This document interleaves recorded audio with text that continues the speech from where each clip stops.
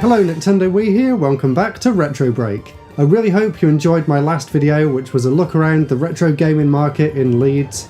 It was a fantastic place, fantastic event. If you haven't seen the video already, there's a link in the description to go and watch it.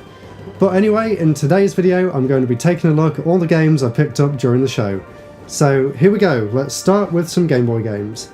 If you're new to my channel, you may not know, but one of my collecting goals is actually to get an entire complete Game Boy set of UK released games. So here's a few more to add to that collection. I'll start off with some of the cheaper ones that weren't super exciting, but you know, you need to get some of the rough in with the diamonds, I suppose, if you want to go for a full set. So they were, and these were all about £1 each, maybe a bit less. They were the Flintstones, which by the looks of it is based on the Flintstones movie, not the cartoon, although playing the game you wouldn't really be able to tell. To be honest, it doesn't really seem like that bad of a game, so I was fairly surprised by how good this game actually was, as Flintstones on the Game Boy. This next one, called The Jungle Book, unfortunately this one actually turned out to be a fake cartridge, so I can't actually get any footage from it because the Retro Freak won't actually recognise the game. I didn't realise at the time because it looks almost... there you go, so it looks almost like a legit Game Boy game, but it's just a little bit thicker and something feels a bit off with the plastic. And as you can tell, the label doesn't actually have the proper stuff down the side either, so a bit disappointed that that one turned out to be fake, but you know, you win some, you lose some. The next game we have here, this one really isn't anything to write home about. This is called Jack Nicklaus Golf, and yeah, I really don't have much to say about that one. And the last one we have here, unfortunately, with a collection as big as mine, you're bound to pick up a few games that you've already got. This one is Casino, which I do already have in the cabinet, so I'll try and find something to do with this one. So that's all the boring stuff out of the way, now on to a few more interesting games. The first one we have here is Arcade Classics 3, which has Galaga and Galaxian, two of my favourite arcade games. This one actually plays really well in the Super Game Boy attachment for the SNES, which you can see I've got right here. I think, oh, it's just out of sight there. So if you put it in there in the Super Game Boy, it actually gives you a special border around the screen, and it actually changes the colours to match the arcade games as well, which is really cool. So very happy to have that one, Arcade Classics 3. Now these next three Game Boy games, these are three that I've been looking for a long time. I'll start with the most exciting one, and that is Snow Brothers, or Snow Brothers Jr. So this game is a single screen platforming, I guess you'd call it puzzle game, something like Bubble Bobble or Don Dokadon, or those kind of games. It plays really well on the original Game Boy. The frame rate isn't the best, but the actual gameplay itself is really fun, so very happy to have this one finally. The next game we have here, and another one I'm very excited to have, although it's not quite as fun to play as Snow Brothers. This one's called Lock and Chase. It's basically a lot more in-depth version of something like Pac-Man. It's really good, it's got some really nice graphics and animation, but the gameplay is a bit slow and a bit basic, but very happy to have it. And as I'm going to be trying to say the prices for all these games, the Arcade Classics game, that was £5 from Retro Plushy Games. Snow Brothers I think I got for 25, which was in that folder if you saw my tour video. Lock and Chase was 10 quid, I can't remember what stall I got that one from. And the last one here is Mystical Ninja starring Goemon, a game that came out alongside the N64 game. It plays a lot like Zelda, but it's a lot more basic unfortunately, and that one was 15 quid from Retro Plushy Games. So not bad, it's one that I've been looking for a long time. So that's it for original Game Boy, now onto a few Game Boy Advance titles. We start with Sword of Mana.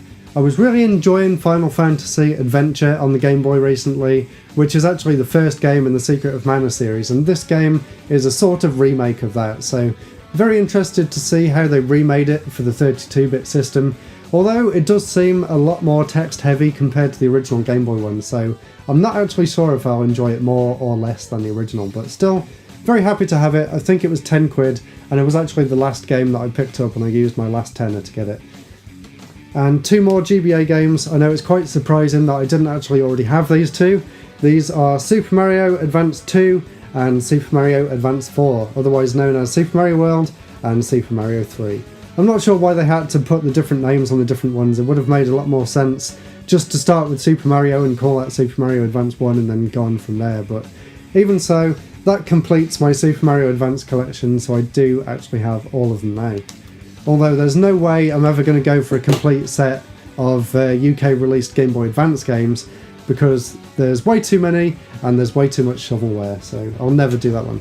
I'm saying that now, but come back on my channel in 10 years time and have a look at my complete set of UK GBA games, but I won't let that happen, future me. So the next one we have here, we're on to the SNES now. This is Aero the Acrobat, a game that I didn't actually own, but I did play a friend's copy of on the Mega Drive back in the day, so I'm very happy to have the SNES version. I think this was 20 quid, it's one of the more rare SNES games, so really happy to have it. Unfortunately, I can't seem to figure out how to get past the second level, so I need to give it a bit more of a chance. I'll put it in my Super NT later and try and get past that stage. But pretty much enjoying what I've played of it so far. Now, next up, another case of me having too many games and not being able to keep track of which ones I've got, even though I've got backloggery. This is Duke Nukem 64, and if you saw my tour video, you'll know I already had it, and I didn't realise. If you remember on my channel, way back in 2017 now, I got an amazing selection of N64 games, plus a console, and loads of other accessories and stuff for 10 quid, and it came with a huge stack of games. I remember I filmed it over there, so I'll try and find that clip and put it over this video. So here's all the games that were in the back of that car. This is amazing. All this for £10, plus the system and 2 controllers. That's actually incredible. But yeah, Duke Nukem 64 was one of the games that came in that set, and unfortunately I thought it was Duke Nukem 0 Hour that came with it, but it wasn't, so I do have a spare copy of Duke Nukem 64 if anyone wants to buy it off me, or maybe trade for some Game Boy games or something. Let me know in the comments if you want this and we can sort something out, so yeah, I'll find something to do with it anyway. It is a really good game. I hadn't actually played it yet, so that's another reason why I didn't think I already had it, if that makes any sense. 3 more games here, 3 very good games. This one here for the Japanese Sega Saturn. This is one that I was really excited to find, and I just had to get it as soon as I saw it. I snapped it up before anyone else could even notice. This is Donpachi, one of the original shoot-em-ups by Cave that went on to make some incredible shoot-em-ups, like the sequel to this, Dodonpachi, like Death Smiles, one of my favourite games on the Xbox 360. This is basically where the bullet hell shooter really got its start, and it's a really fantastic game. I've been playing a lot of it on my modded Sega Saturn, so could not be happier to finally have a copy of Donpachi even. It's one that I was actually looking for in Japan and couldn't actually find it, so yeah, super excited to have this, probably my favourite pickup of the whole show. Another shooting game, another one that I've been looking for a while, and I finally found it for a fairly good price. Oh, by the way, Dodonpachi was 35 quid, and Duke Nukem 64 was about a tenner, I think. I think we're up to date on prices. Truxton here, also known as Tatsujin in its Japanese release, and for some reason also known as Tatsujin on the title screen of Truxton. I don't know how they could get that wrong, but somehow they did.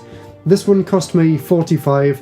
That's actually the best price that I've seen this. Usually it's 50 or 60, so super excited to get it for 45.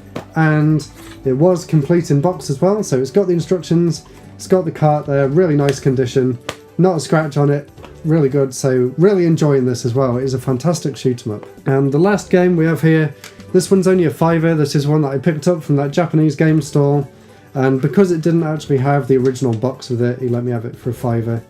It's called Pumping World for the PC Engine CD, also known over here as Buster Bros, I think, or Pang, something like that. So it's basically the Japanese version of Pang or Super Pang. So it's a fairly fun but basic arcade style puzzle game, I suppose you'd call it. So there we go, that's all my pickups from the Leeds Retro Games Fair. If you guys were there, let me know in the comments below what games you picked up. Let me know if you'll be attending any other gaming events throughout the year. I think the next one that's coming up is London, sometime around the 20th of March, I think, so very close to my birthday, so fingers crossed I'll be able to see there. I'll be able to see you guys there, so if anyone's at the London market next month, definitely let me know. Maybe we can arrange a meetup. So anyway guys, thank you so much. I really hope you enjoyed this video, and I've actually got a lot more new stuff that I'm very excited to share with you, so probably next week I'll be doing another Games I Got Recently pickups episode. So see you next week for another one of these. Goodbye, and don't forget to subscribe. Goodbye.